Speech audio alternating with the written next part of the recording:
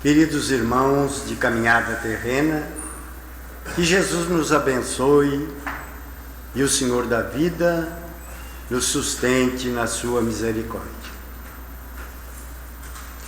A vida no planeta Terra é muito singular. É bem provável que no nosso sistema solar não exista vida semelhante a nós.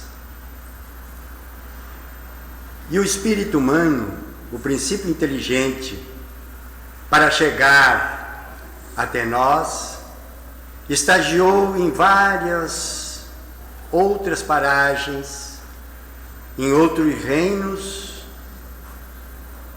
para, à medida que fosse passando por essas experiências, pudesse chegar ao ser humano com muitas informações que são necessárias ao nosso desenvolvimento. Fez experiências na matéria bruta, experiências na matéria orgânica, e chegou à fase hominal, de onde se prepara para a angelitude. À medida que o ser humano avança no seu desenvolvimento, no seu crescimento, intelecto, moral, seu cérebro vai sendo dotado de muitas potencialidades. Potencialidades que são necessárias para que nós, enquanto estamos aqui envergando o corpo físico, possamos realizar as nossas experiências com maior desenvoltura. E essa complexidade que o nosso cérebro vai sendo dotado, muitas vezes nos traz algumas dificuldades na nossa movimentação. Porque nós não nos entendemos. Muitas vezes nós pensamos de um jeito, sentimos do outro e agimos de outra forma. Mas, em todo esse aprendizado, nós estamos avançando para nos tornarmos a cada dia melhor, avançando na direção da luz, nos libertando da ignorância. O espírito em si, nós, o ser pensante, segundo as colocações da doutrina espírita, contidas em Gênesis, ele é um ser indefinido. Nós ainda não temos a apreensão, a compreensão suficiente para definir esse ser. Nós sabemos que é uma força, uma inteligência que opera em nós e que administra a nossa organização biológica, exercitando as suas experiências, caminhando na direção do infinito. Mas não temos ainda a compreensão perfeita a respeito do que exatamente seja essa centelha, essa força, essa energia que opera em nós. Sabemos que na encarnação, quando nós viemos para a experiência no corpo orgânico, biológico, essa inteligência, através de um elo semi-material que Allan Kardec designou como sendo o perispírito, vai se ligando ao corpo físico, penetrando em todas as células, em todas as moléculas, de modo que nós ficamos entrelaçados. O espírito e o corpo ficam entrelaçados, de forma que enquanto nós estivermos nessa experiência terrena, nós operamos em conjunto e não há como separar uma coisa de outra, ou separar o espírito do corpo, porque eu sou ao mesmo tempo as duas coisas. Segundo as colocações do Livro dos Espíritos, nas questões 76 e 79, o Espírito é a inteligência que opera em nós. E no universo existem dois elementos que são primordiais: o Espírito e a matéria. Há um princípio inteligente que veio passando pelos vários reinos e se individualizou no homem, se individualizou em nós. Então, o elemento inteligente se individualizou no espírito e o elemento material se individualizou no corpo. E assim é que nós somos essa dualidade, que ora nos percebemos como seres angelicais, capazes de realizar feitos extraordinários, e ora nos percebemos como o animal, ainda preso aos nossos instintos.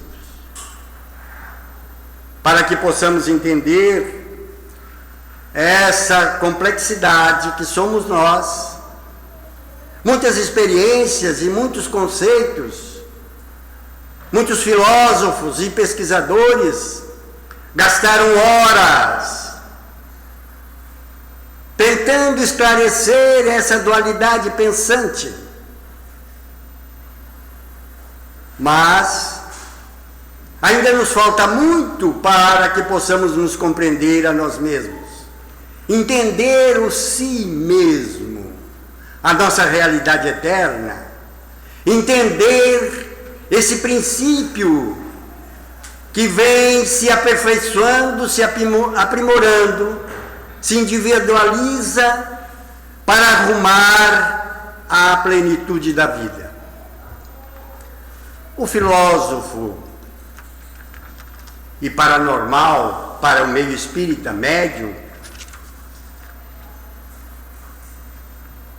George Ivanovich Gurdjieff, que nasceu no final do século XIX e viveu até os meados do século XX, para explicar essa psicologia do ser humano e da possível evolução do ser humano na Terra, ele divide o ser humano em 7 níveis para facilitar essa compreensão. Mas, antes de chegar a esse ponto, ele esclarece que o homem, ele tem o seu desenvolvimento em 2 linhas principais: a do saber e a do ser. E que essas 2 linhas de desenvolvimento, elas precisam andar juntas, paralelamente. Porque se uma se desenvolver mais que a outra, o desenvolvimento tende a não se tornar permanente, em algum momento ele há que parar. Esclarecendo melhor o que seriam essas 2 palavras colocadas, saber e ser, o saber seriam as habilidades adquiridas, o conhecimento, a capacidade de realizar, de fazer. E o ser, que nós muitas vezes falamos em ter e ser, saber e ser. Mas quem é esse ser? O ser é o ser humano. É o que nos diferencia dos outros seres vivos. É o ser humano. Ser humano ter a compreensão de si mesmo. O ser é o princípio inteligente que se individualizou e que opera em nós na condição de espírito. Sou eu, a inteligência que se expressa.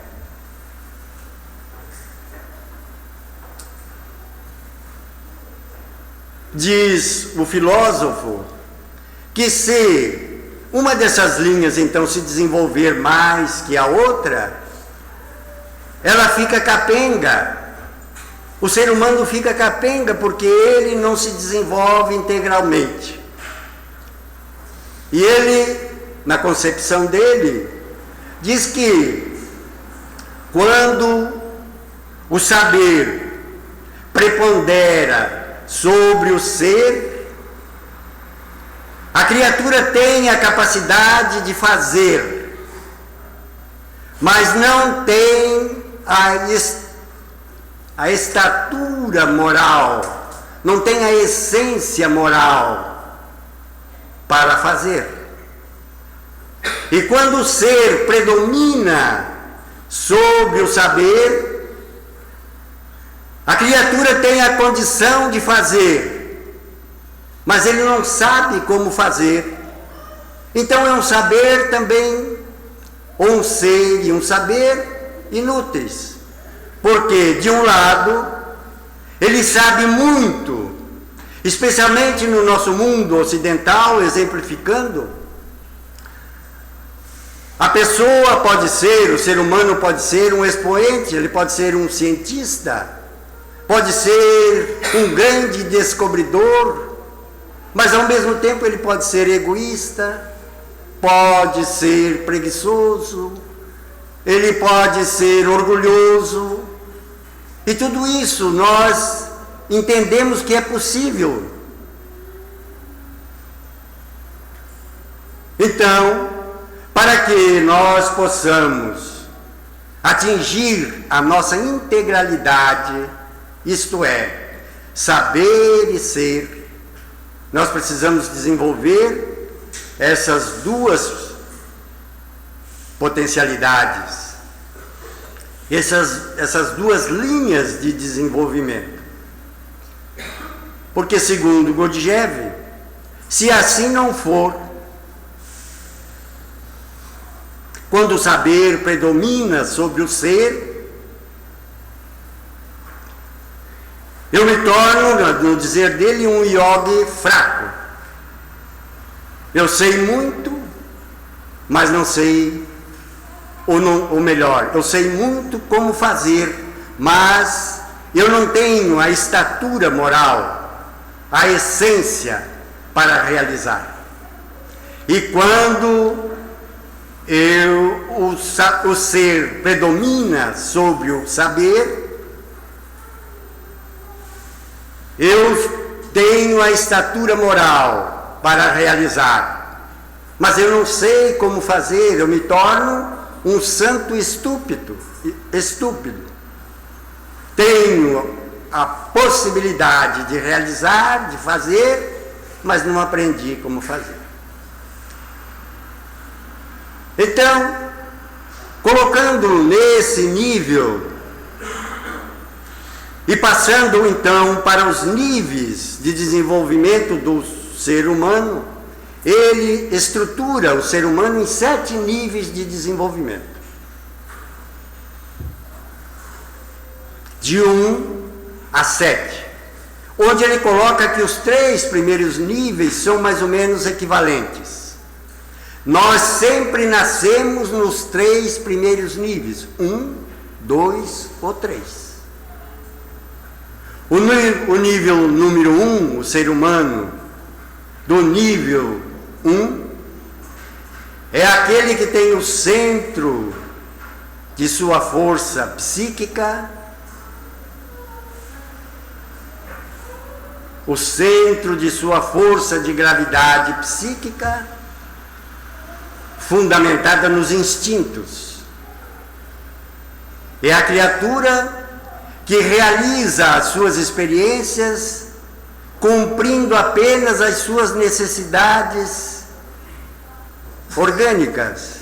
É o homem do corpo físico que satisfaz as suas necessidades principais através da subsistência, da alimentação, do sono, da procriação. E o ser humano de nível 2 é o ser humano emocional, é aquele que tem o centro de gravidade da sua vida psíquica fundamentada nas emoções. É o homem emocional. É aquele que é escravo das suas emoções. No Evangelho segundo o Espiritismo, no capítulo 11, nós vamos encontrar que o espírito humano, no início, só tem instintos. Quanto mais avançado e corrompido, tem sensações. Quanto mais depurado e evoluído, tem sentimentos. E o sentimento é a parte delicada do ser humano. E a parte principal é o amor. Então, o ser humano de nível 2 é aquele ser emocional. Aquele em que as suas emoções dominam as suas ações. O ser humano emocional é aquele que reage sempre, assim como aquele que é guiado pelos instintos. Ele reage às suas emoções. Ele não tem domínio sobre as suas emoções. E está muito longe ainda de compreender por que ele age ou reage desta ou daquela forma, quanto outras pessoas, diante de uma situação equivalente, agem ou reagem de forma diferente. E o curioso de tudo isso é que nós sempre acreditamos que aquilo que acontece conosco é a verdade, é a realidade. Quando nós estamos muito longe ainda de entender o que seja a realidade ou a verdade. Nós entendemos, ou podemos até compreender, a nossa verdade. Mas a verdade absoluta, suprema, talvez estejamos ainda a alguns milênios de distância para que possamos entender. E aí vem então, na sequência, o homem número 3, que é o homem do intelecto. É aquele que tem resposta para tudo baseado nas suas concepções mentais. Ele aprendeu muito de tudo, mas ainda não tem o domínio sobre os outros centros de gravidade psíquica, que são as emoções e os instintos. É ainda aquele homem, como falei de início, que pensa de um jeito, sente de outro e age de outro. E nós ficamos nessa roda viva sem nos compreendermos. Quando nós passamos então para o homem de número 4, as coisas começam a mudar. Segundo essas colocações da psicologia do ser humano, quando nós atingimos o homem número 4, esse homem número 4, como falei inicialmente, ele não nasce número 4. Nós sempre nascemos 1, 2 ou 3. Mas o homem número 4 é aquele que começa a ter domínio sobre si mesmo. Ele começa a ter o controle sobre os outros centros de gravidade psíquica. É aquele que começa a ter o controle sobre os seus instintos, sobre as suas emoções, sobre os seus intelectos. Ele já não é mais vítima desses centros de gravidade. Ele começa a manter um equilíbrio e começa a entender que para ele o mais importante é o desenvolvimento de si mesmo. Na parábola do tesouro escondido no campo, nós vamos encontrar esse homem de número 4. É aquele senhor que, tendo descoberto um tesouro escondido no campo, como diz a parábola, ele vende tudo o que tem e vai e adquire aquele tesouro.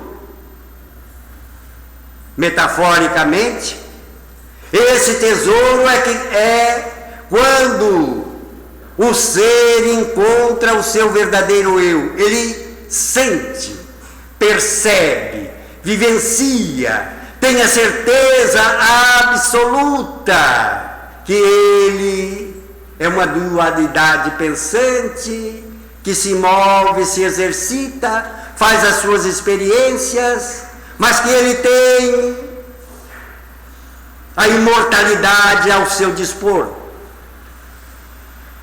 É aquele que percebe que ele é um ser criado para a perpetuidade, que ele é um ser de luz imortal, que ele é um ser permanente, que ele está no processo de evolução, buscando o seu equilíbrio intelecto-moral, para vivenciar de maneira mais harmoniosa todas as suas experiências, enquanto jornadeia, investido de um corpo físico.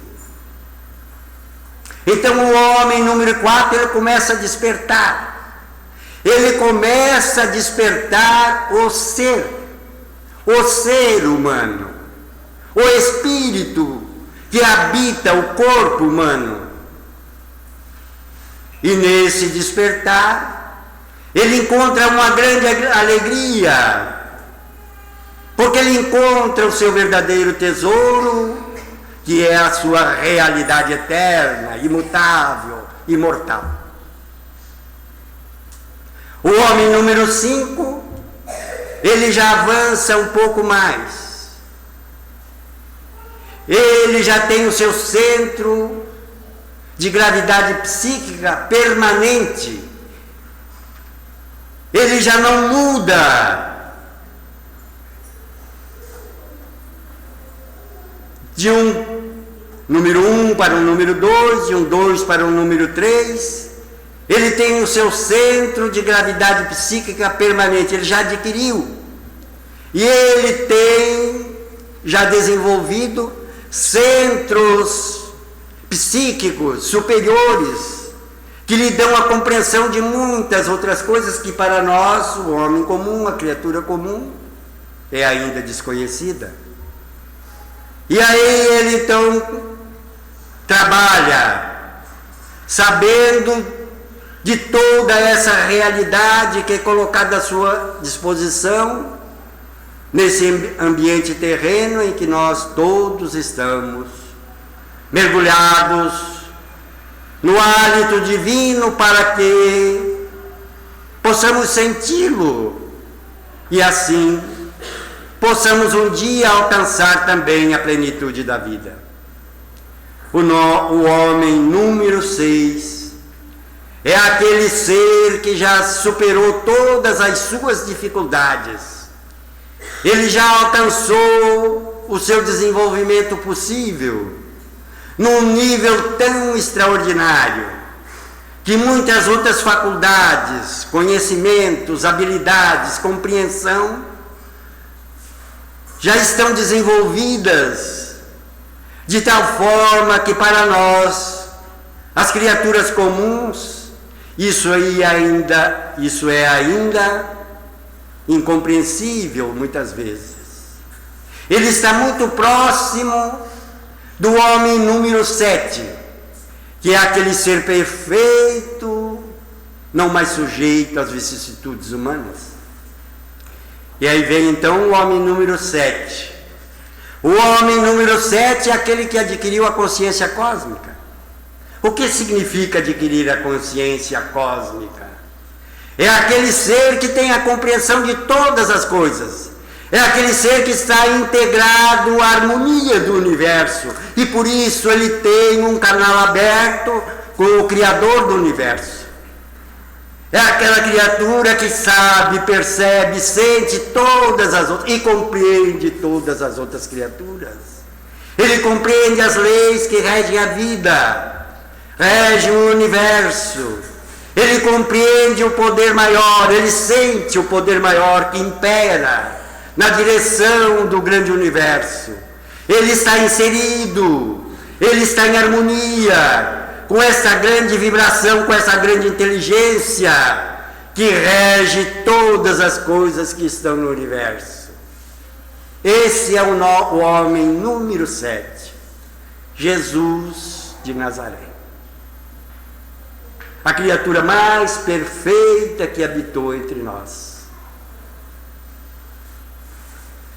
Que tinha a compreensão, a sabedoria, o conhecimento para conduzir não somente a ele próprio aqui na terra, mas para conduzir esse grande rebanho humano que foi colocado para que ele, como governador de todos nós, pudesse deixar um caminho de luz por onde pudéssemos seguir. Se não houvesse Jesus, se Jesus não tivesse passado por aqui, como seria o orbe terreno? Como seria a nossa terra sem essa luz, sem esse brilho, sem essa inteligência que superou todas as coisas e que nos fortalece, nos anima, nos consola? E a doutrina espírita, por anterioridade, teve a honra de vir explicar a nós, as criaturas, esse processo evolutivo através do dogma da reencarnação. De experiência em experiência nós vamos adquirindo conhecimentos, habilidades, vamos nos compreendendo cada vez maior, para que um dia possamos então, iluminados por Jesus, compreendendo melhor Jesus, possamos caminhar na direção de Deus, na direção do infinito.